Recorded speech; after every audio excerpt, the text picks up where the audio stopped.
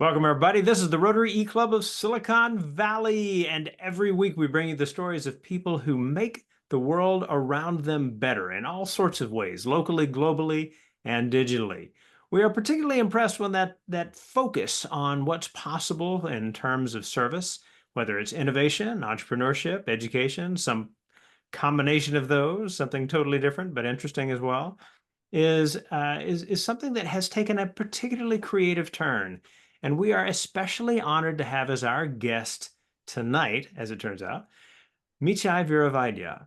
He has been doing work in Thailand for decades to first bring creative approaches to family planning that has proven remarkably successful, translating that work into all kinds of strong efforts to reduce the effects of the AIDS crisis in the 90s and which resulted in an incredible reduction in infection rate. He brought this same energy and insight to microcredit and entrepreneurial possibilities for people in rural parts of Thailand, and then brought that same creative spirit to education with the establishment of the Bamboo School in 2008. This is just a small portion of the many wonderful things that occupy his bio. You are welcome to pause this podcast as you might be listening to it, or this video if you are on our YouTube channel or our SiliconValleyRotary.com page, and read the entire thing. But it is our extreme honor and pleasure to have with us a true visionary in the creative service department, Mechai Viravaidya. Thank you so much for taking your time, and we welcome you to the Rotary E-Club of Silicon Valley. Well, a very warm welcome to Thailand, all the Rotarians in other parts of the world. I'm really honored and delighted to share some time with you by talking about a school as a gateway for social and economic advancement in surrounding communities. There's so many schools around the world which are not being used to make humanity a better place. So this is just one of them. So we started our work 50 years ago, and then the Bamboo School 15 years ago. And so it's a school to create social and economic empowerment in surrounding communities. And you can see that they have a Hasbro sign, because Hasbro has been very helpful in getting us to keep on running many things in the school and many other organizations. So we want to make our school a genuine and lifelong learning center for all members of the community, not just only for the students. So teachers and students are also trained to be multi-purpose community development workers. And our development strategy is to work through the teachers, the students in the school, into the villages, and then into the households to get them going. So we take care of 15 villages amounting to about 6,000 people. So the Bamboo School also has life skills and occupational skills, in addition to the academic skills of a regular education institution. So the objective of the school, it's a secondary school, is to foster good, honest citizens and change makers. We have enough corruption around us around the world.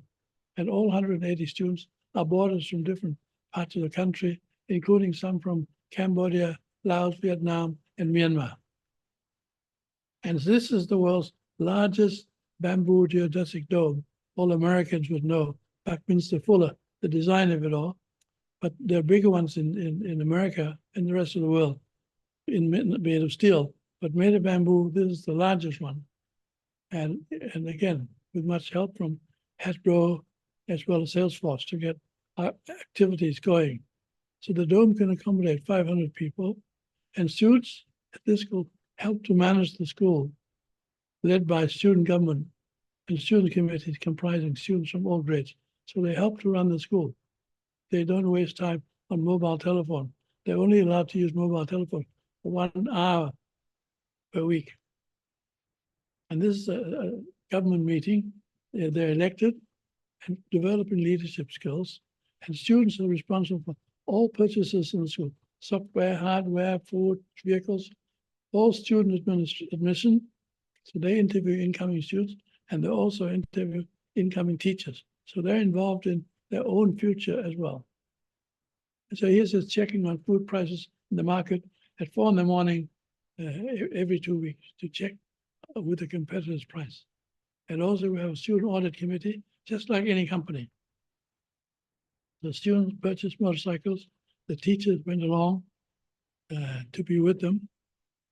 And so here's student interviewing incoming students, prospective incoming students. And they ask many, many questions. And then they decide who should be permitted to enter. And again, empathy is very important. All our students must sit in a wheelchair 1 day per month. Excuse me. And they came up with the idea that wheelchair people can also grow vegetables. So this is using wheelchair and cement rings to grow vegetables. So the wheelchair, you can lean down and grow vegetables as well as rice. This is designed by grade 10 students. And also it's colorful. So we use for people who are poor, little land, little water, and little labor. And again, using recycle, car tires, and many other things. So loans are also provided to students to be involved in all types of businesses so that when they leave school, they will have many, many skills. This is one of the mushroom businesses done by the students. It's a very rewarding vegetable program. Also bean sprouts. And if you grow rice in 1 square meter, you get 5 baht, which is a third of $1. But if it's bean sprouts, you earn 23,000 baht. Mushrooms, 6,000 baht. Sunflower green, 14,000. Comes to 3 square meters comes to 43,000 baht or $1,200. One 3 square meters, compared to 15 baht for rice. Again, so we want to make sure we grow the things that earn good income for the poor. Again, the hydroponic vegetables are grown in the school. These are operated by 7th grade students, and also melons grown in cement packets. And also we learn sign language because there's almost 500,000 people who are deaf. We can't speak to them. We must learn how to speak to them. And so we learn sign language. We, in return, help them whatever they would like us to help them. And so the school fees, this is not a school free. Everyone pays. They're not beggars. They pay in what they have. So they pay in goodwill and spare time. So they must pay school fees in 800 hours of community service and 800 trees planted, half and half by students and parents. Again, it's not free. And this part of that community service, those who want to be teachers, they go out and teach primary school and secondary school. And also we have life-saving pool in the swimming pool by Hasbro to save lives. 4 students down every day in Northeast Thailand. So this is saving lives. Also, the bamboo schools now working with the elderly people. We now have 15 million people who are in the elderly group, and they need a lot of help. So we're working with the bamboo school to work with the elderly. So they're now growing mushrooms, vegetables being trained, loan funds being provided. And now we want to make the school a country club for the elderly. Both parties have a lot to contribute. And so here's the elderly and young establishing their vegetable farms together. And so right now we have new partnerships with 240 schools. They've come to us and asked, could we help them to turn their school into something like ours? So we've been able to go to the private sector to get some funds to help us, such as the companies already named. So what we want to do is improve the quality of life and food and income in surrounding villages of these schools. So here's a student-grown melon. These are grade 3 students who are very good at growing melons. And now these are mushrooms grown by kindergarten children. They say good morning to the mushroom every morning and say good night before going home. And so this is another school, everything on cement, using cement ring and car tires.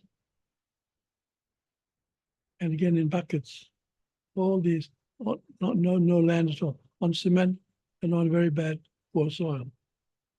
And some are selling their vegetables online. So these are just after a few months of helping with these schools. They're very keen. And we would like to do more, but we require assistance. And we're also helping schools for children in wheelchairs. So now they're growing vegetables from wheelchairs based on our model. And so that when they get home, after they finish school, graduate from school, they have a chance to grow vegetables from wheelchairs and even in hydroponics. So now the students are thinking how to help people who aren't so happy about life. So they have to help them. And so they're growing mushroom in a beach umbrella. And these are deaf students who now achieved excellent standards in growing this sort of vegetable to be sold to special mushroom shops and pork shops. And so here's a pavilion, the Salesforce pavilion, which has been a great help to us. And near now temples, we're knocking the temple. This is the abbot of the temple. He's very keen. So now the temple land is being used free of charge for the elderly to grow vegetables. So they grow vegetables on free land, free water, free electricity. And there are 40,000 temples in Thailand. So we can do so much. We have 33,000 schools. We can also do so much. So here's an example that we can expand in many, many countries. Now they're growing, these are the vegetables. The elderly come to the temple. They're very happy because they get to meet friends. So they're happy to come. And the temple's getting more and more people coming in. So all the temples all green with vegetables. And also growing vegetables in coconut fibers. We don't need any soil. So it's a good demonstration plot for other people. And this is growing vegetables on tables, raised away from floods. Floods can't reach it, so the table is high, and elderly people don't have to bend when they do vegetable. And so behind is the table you can see. And students in our school are now working with the temple to help build accommodation, because some of the people, some of the women who are living alone in the villages need to be together. So we're building rooms for two in the temple. And so they will stay there. They will have food from the temple, healthcare from the local health center, and be with friends to grow vegetables. So they're contributing. So this is probably a very good end to elderly life, to be in a happy place. So this is being copied by many other temples, and we hope to be able to help more. And so these are the students helping to build. And now the work in progress should be finished within about a month. And this is what the rendition from the artist looks like. So the other one is food and income security for people in hospitals. They have elderly people in hospitals who are sick, but who are also poor. The hospital asks us to take care of the poor, and we'd help them to grow vegetables at home and vegetable farm at the hospital itself. Here's a vegetable farm beginning at the hospital. It's now green. The vegetables come out, and the bean sprouts come out every 3-4 days, mushroom every day, so that it's constant income for the hospital and for people to buy and people to sell, and they can come to the hospital and learn how to grow vegetables as well as getting some treatment for sickness. And so here's a picture of produce from the hospital. Top left is the director of the hospital, and the rest is the people buying and selling at the hospital. So this is now become good. We have 7,000 of these health centers. And again, it's another way of reaching out to the community. So you have in school, 32,000, you have temples, 40,000, and you have hospitals, about 7,000. So this is a way of adding to rural community development by getting the community involved. And so we've had some people come. We have the BBC and the PBS American has come out twice to interview the school and the people, and it's on record. And so basically, we believe that you can do many, many things through the school into the community, be it in education, lifelong learning center, agricultural schools, business skills, loan fund, empowerment, healthcare, elderly care, environment, anti-corruption, youth activities, reduce inequalities, and even early child development. So all these things can be done through the school.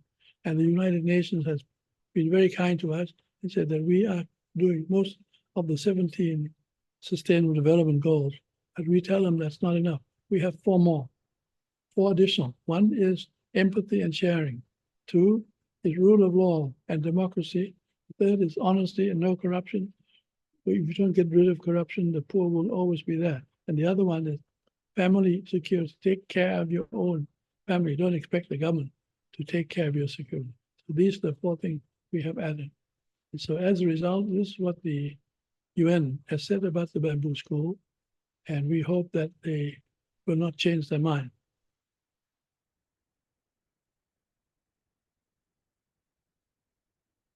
And so in the US, we have a 501c called the Population Development International PDI, which is a charitable organization, tax deductible. If anyone's interested in contributing in any way or finding out more about it, please do so. We'll be very happy to listen to you. And so that if you want to send any donation, these are the things you can do. This will be left on tape, so you can look at this later on. So thank you very much for giving me this time, and I hope that you have learned something, and if there's something I can help you with, please let me know. Mechai, that's amazing. I love the creativity that you bring to the work that you do, both with the school and with the other elements of your long history of service to the community. One of the themes that comes through so strongly in your work is the theme of partnerships. Did you find that there was something about how you approach partnerships that was especially successful as you sought to get different groups involved in the population efforts early on, and then finally all the way through to the educational efforts you have now? Well, I learned probably from being away from home. I went to school in Australia, so I had to learn how to communicate and find partners with people who will be kind to you, to be friends. So that was the beginning. And then when I got back, I was working as an economist, but I also taught at university. So I learned how universities work. I was in the government. And then I had a radio program every night for 6 nights of the week. So I learned about how to work on radio and also on television. I was a sort of a television soap opera star. So in between, I learned how to operate with people, elderly people, young people, educated, and so on. So to learn how to communicate, and you need partnerships. You need partners to help. You can't do it alone. And we But those learned that. those partnerships, those successes, it is so common that when someone is successful with the things they do, they generate a certain kind of opposition. You seem to have quite cleverly found a way to work with anyone who might have found fault in some way with what you do. And so when you think about your experiences in Thailand, is there something about your approach that has made it Well, easier? probably the first one is to realize that change or development is the disturbance in the socio-economic patterns of the lives of people. Any change in any country. So recognize that and slowly work behind it. Never argue with somebody who says no. Take no as a question, not as an answer, and go back to them. Maybe you didn't explain it well, but don't give up. Don't, and also, where possible, use humor.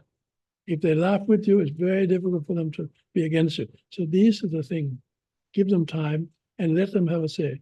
The other one that's very important, if you're helping, say, women in Thailand on birth control, we get them to help us. They were able to distribute contraceptives as shopkeepers. Get them to be involved. Don't just do everything yourself. You're no Superman. They're the ones who make it work. I think that faith in others is another recurring theme in your work. The idea that you can get the military to work with you, or cab drivers to work with you, or the list goes on and on. As someone who has seen your TED Talk from 2010, the central role of humor is an obvious piece of that. Is that what you would point to as something that becomes an important part of how the children are educated at the Bamboo School as well? Well, I've not been able to try to sell anything evil. I believe what we were trying to do was to introduce positive changes. And once people recognize that, they put down their red flag and listen. And they can join in fine. If they don't join in, that's all right. So we never oppose them.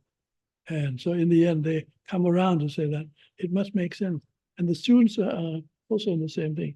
We get them to do many things that, for instance, we sing the national anthem in all schools in Thailand at 8 a.m. in the morning. And I said to the students, why do we have to do that? There's no law. Why don't we sing it in the afternoon after school? So that's what the nation's still there. I don't have to rush to it. Again, to let them see the other side of the temple. To let them understand the major things that to ask questions. Why are we doing this? What are we doing it? And let them realize that they need to help other people. And we also have in Thailand a lot of shrines, hundreds and hundreds and hundreds, and where people go to ask for a favor, also for me. There's no place to go and ask for somebody else. So we built a shrine at our school, so people to offer to other people through the shrine. Just for instance, when King Charles was ill, they went to the shrine and wished him well. So we call it the Good Wishes Shrine. When others only have Give Me Shrine. So this is Give You Shrine. So this can be done elsewhere too. And people aren't opposed to it. Well, that is something that should be replicated in every school everywhere, I do believe.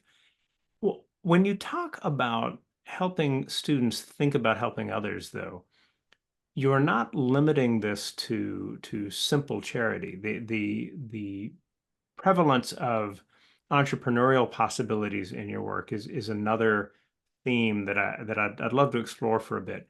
You had a slide, for example, that showed the kind of earnings that come from growing bean sprouts and sunflowers, as opposed to just growing rice. And so, is that thought about helping students begin to think about business possibilities integrated into a message about serving the community? In our case, every student must be involved. Every student has $800 loan to do business, and they must repay. And now I'm trying to convince a major bank, a government bank, to introduce loans in every school, primary school and secondary school. They need to learn how to handle money at school, not after school. They have to learn how to do that at school. Now, the minister has just spoken and said that they want many schools to be based on the bamboo school, and they must learn how to do business. So now it's become a regular thing that you need to learn how to do business as well. Otherwise, you will have to migrate to earn money in a factory, and then later on, send your baby home for your grandparents to take care of. So that's not a very good, healthy life form for young children or mothers. And one point that many people ignore right around the world is that this sort of thing where poor women have to leave to earn income is the basic denial of human rights of a woman to be a mother and a child to be a child. These are the things we must also consider, not just economic income, but the other side.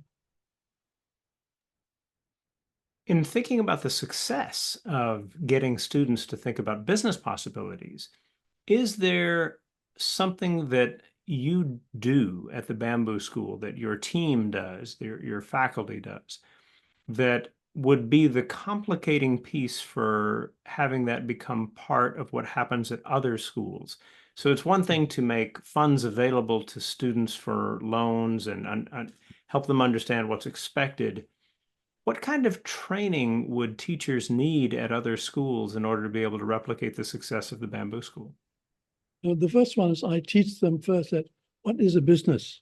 Business, you have to have something for sale, and you have to have, therefore, the raw material. So I start out bananas. So you can sell bananas, you buy it for a certain price, you sell it for a higher price, and you get a margin. But you can go in and buy at a better price, they're not exploited, and then sell it at a cheaper price and still make a good profit. Now that is a business, I call it the business of sharing. But so that if you go from banana, and then next one, why don't you fry the banana? Process it, put it in honey. Next one. And then finally, why don't you grow some banana trees? So it's bit by bit by bit. So that's the first one. And the other one, we send them to the market to take a look, to see how people are doing it. So you don't learn it from any other school, you learn it at the market. And so they go to the market and they get the people in the market to explain, and then can you please help to train us? And they're very happy to do that. And then we have the loan fund for the students to do the business. They're doing also a solar panel, water pumps for the villages and other schools. We're also doing solar panels, small ones, as torches, and also for solar chargers. They made this and sent this to Nepal during the earthquake. And this was the only thing that could be used to charge mobile telephones. This came from the students. They started doing it. So these are the things. And the students, they have no limited imagination. It's the adults that's the problem. And they're terrific. Give them a chance. And they will do well, and they're happy about it. And also the other one that I really would like to start is to have a small school and pay the students for coming to school. Everyone works for salary, teachers work for salary. Why don't we get the children to see what would be the difference in the attitude toward learning? You get paid for learning. And that's one thing. But what we're starting off with is that we're giving money for every percentage of your exam. We give you 1 baht. So it's 100 baht, it's 400 baht, it's about $3. Everyone gets it. So that in the class, the highest and the poorest, lowest come together and average out. And that's how everyone gets. So you know how you help the people at the bottom, and people at the bottom know how you drag the people at the top down. But I would love to start a school. I'd love somebody in Rotary to give them a chance, start a school, primary school, and pay kids for coming to school. I love it. The idea that also what students can do is to inspire their families to become part of solutions in the community is within the concept of the Bamboo School. You talk about how the tuition is planting trees and things like this. Is this one of the ways that you rally a community around a school, by having them experience something together like planting trees? Oh, they like this very much. They participate with the school. And now that's why the temple now is moving along very strongly. They like the temple as well. So we have the school, the temple, and the health center. So all of these are people organizations to keep on pushing activities rather than leaving it to the government. Well, clearly, the students have the opportunity to be inspired to do interesting things. Their academic experiences involve the kinds of things that others might not get a chance to do until after they've gotten to college or beyond. So that opportunity to be inspired is very powerful. For you, in growing up, going to school in Australia, the other experiences you had in the 60s, was there a moment of inspiration that led you to feel like you could make a significant difference in the lives of others as you have gone on to do? I think I observed it as a young child. Both my parents are doctors, and they had a clinic in town. They had one at home, at the back door, for people who didn't have money to come. So they had a free clinic as well as a charging clinic. And I saw that you could do these things without even being tired. And they were happy about it. So I shared that right from the beginning. So I knew that if I were to do something and let somebody else benefit from it, it's fine. So that was the early beginning. I think it's important that parents should show kids about sharing. And I'm proposing that we teach about social entrepreneurship in every school, from primary school upwards into secondary school. And so when I'm now starting what I call Saturday school at the Bamboo School for kids from primary school, from grades 3, 4, 5, 6, to come and learn about business and go to the market and have a loan fund to really do business, and you can keep the money. So we teach other schools to do it. And I think this can be done in other places. So again, we need to just explore, show it can be done. Governments and others can follow. If I remember correctly, one of your parents is from Scotland. Is that correct? Yes, my mother's Scottish. And so having grown up not just in a home where there are two professionals, but two people of different cultures, how has that informed how you worked your career, and especially in terms of the service that's a part of your career? Very interesting. My mother would speak to all of the four children, me too, in English, and we would reply in Thai because we didn't know English, and so she understood Thai, but she would never speak to us in Thai, in English. And sometimes I would ask my sister, who was older and knew more English, ask, what did mother say?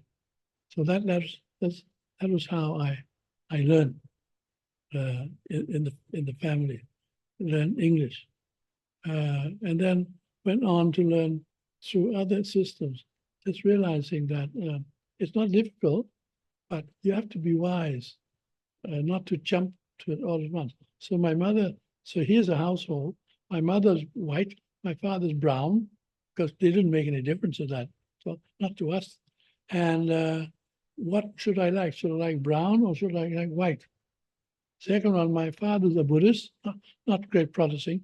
My mother's a Christian, Presbyterian. What should I be, a Christian or a Buddhist? Most kids don't choose their own religion. Their parents choose for them. So in our case, let them choose their own. So we went to both a Christian school and Buddhist school, and they said, you decide what you want to be when you're old enough to decide. I still haven't decided. I still like both religions. So I'm telling kids at school, why can't you have two religions? Why can't you have two religions? Why only one? You have two cars, you have two friends. Why can't you? So the kids are beginning to say. So we're getting to learn about other religions and accept the good thing. You can have three religions even. Again, these can be done for the kids. Well, we seem to have come back full circle to the volume of creative ideas that you bring to everything you do, and what a joy that is. Before we finish the recording, I'd like to thank the group that we've got. I was so excited to get to our questions that I forgot to do the introductions. And then after we have done that, and I have done the standard wind down, Mechai, I'll hand it back to you for the final word. But for those of you who are part of the recording today, when I call your name, please wave at the camera. Our paella master here in the Bay Area is Shags Chagrin. Well done. Also here in the Bay Area is Sandy Stabile. Sandy, good to see you. Longtime friend of the club, member of the Rotary Club of Eugene Metropolitan, Heather Edwards, and a partner in finding wonderful programs to inspire Rotarians all over the world. Heather, good to have you. My name is Rushton Hurley. I am in San Jose, California, and I am proud to be part of Rotary. So many people in so many places working to make the world better. And I think we can all take as inspiration the kind of drive to make amazing things happen that Mechai has told us about today. Mechai, before we finish, we always hand it over to the speaker for the final word. What would you like people to have clearly in mind as they finish watching this video or listening to the podcast? Well, first of all, thank you very much for including me in your life, a part of your life today. And I hope there's something that you can share and encourage each other and encourage me.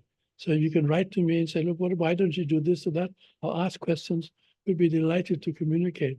And if there's anybody there who's interested in wishing to join us in providing a better quality of life of people in our part of the world, and the Bamboo School, and what we're doing to explore the development of activities, we'd be delighted to work with you and be very grateful for any assistance that they can offer. But more importantly, if there's people who want to come out to Thailand to volunteer, have a holiday, we'll take care of your food, accommodation, and you can have a good time. So if there are people who retired who want to have a bit of good time, come and learn about here. I know retiring in America is good, but trying retiring about here. So that's another one I'm doing it. So we want the elderly people to help elderly people. Thank you very much for having me. Absolutely our pleasure. Thank you everyone who has taken your time to watch or listen to this program, and we will see you next week. Thank you.